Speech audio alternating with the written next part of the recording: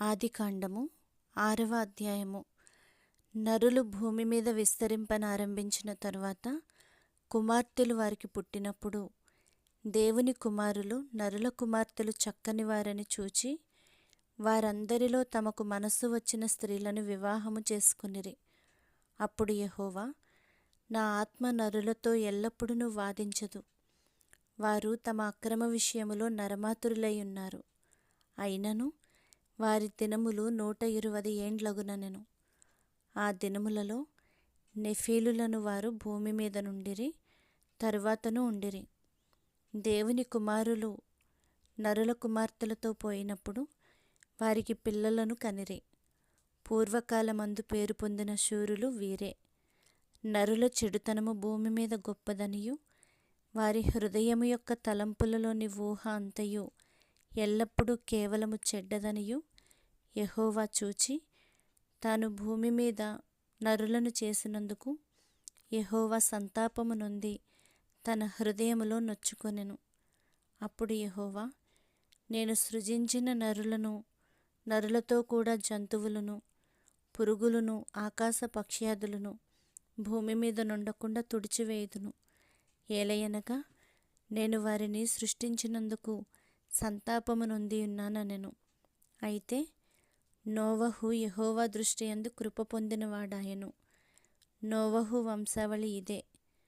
నోవహు నీతిపరుడును తన తరములో నిందారహితుడునై ఉండెను. నోవహు దేవునితో కూడా నడిచినవాడు. షేము, హాము, యాపెతను 3 కుమారులను నోవహు కనెను. భూలోకము దేవుని సన్నిధిని చెడిపోయి ఉండెను. భూలోకము బలాత్కారముతో నిండియుండెను.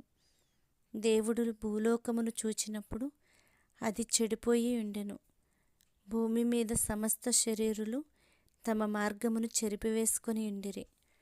దేవుడు నోవహుతో, సమస్త శరీరుల మూలముగా భూమి బలాత్కారముతో నిండియున్నది గనుక నా సన్నిధిని వారి అంతము వచ్చియున్నది. ఇదిగో, వారిని భూమితో కూడా నాశనము చేయుదును. చితిసారకపు మ్రానుతో నీ కొరకు ఓడను చేసుకొనుము. అరలు పెట్టి ఆ ఓడను చేసి లోపటను వెలుపటను దానికి కీలు పూయవలెను. నీవు దాని చేయవలసిన విధమిది. ఆ ఓడ 300 మూరల పొడుగును, 50 మూరల వెడల్పును, 30 మూరల ఎత్తును గలదై ఉండవలెను. ఆ ఓడకు కిటికీ చేసి పైనుండి మూరెడు క్రిందికి దాన్ని ముగించవలెను. ఓడ తలుపు దాని ప్రక్కన ఉంచవలెను. క్రింది అంతస్తు, 2వ అంతస్తు, 3వ అంతస్తు గలదిగా దాన్ని చేయవలెను.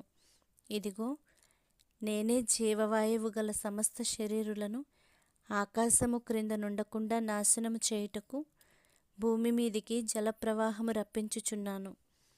లోకమందున్న సమస్తమును చనిపోవును. అయితే నీతో నా నిబంధన స్థిరపరచుదును. నీవును నీతో కూడా నీ కుమారులను, నీ భార్యయు, నీ కోడండ్రును ఆ ఓడలో ప్రవేశింపవలెను. మరియు నీతో కూడా వాటిని బ్రతికించి ఉంచుకొనుటకు సమస్త జీవులలో అనగా సమస్త శరీరుల యొక్క ప్రతి జాతిలోనివి 2 చొప్పున నీవు ఓడలోనికి తేవలెను. వాటిలో మగదియు ఆడదియు ఉండవలెను.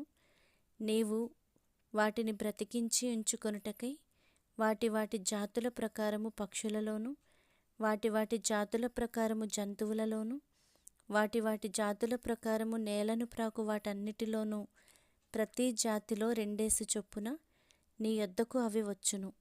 మరియు తినుటకు నానా విధములైన ఆహార పదార్థములను కూర్చుకొని నీ దగ్గర ఉంచుకొనుము. అవి నీకును వాటికిని ఆహారమగునని చెప్పెను. నోవహు అట్లు చేసెను. దేవుడు అతనికి ఆజ్ఞాపించిన ప్రకారము యావత్తు చేసెను.